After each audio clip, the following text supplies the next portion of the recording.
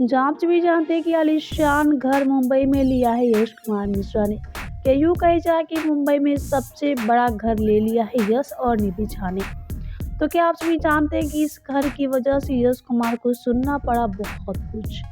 शिशु का एक अंजना सिंह के चलते यश कुमार मिश्रा की जिंदगी अब हो चुकी है काफी ज्यादा बर्बाद। ये हम नहीं कर रहे बल्कि अंजना सिंह के फैंस यश कुमार मिश्रा से कमेंट करके पूछ लिया।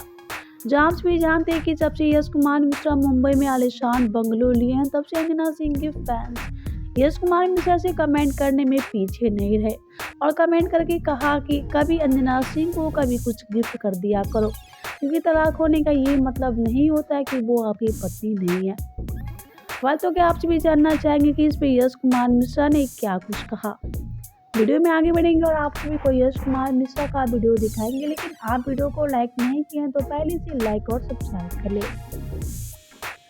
आप सभी जानते हैं कि जब अंजना सिंह के फैंस ने यश कुमार मिश्रा से सवाल करना शुरू किया कि जब निधि झा को इतना आलीशान बंगलो गिफ्ट कर सकते हैं तो अंजना सिंह को क्यों नहीं, लेकिन आप सभी जानते हैं कि इन सारे तमाम सवालों को सुनते ही यश कुमार मिश्रा ने चुप्पी साध लिया। तो अब आप सबकी क्या राय है अंजना सिंह, निधि और यश कुमार मिश्रा के इस वीडियो को लेके हमें कमेंट करके जरूर बताइए।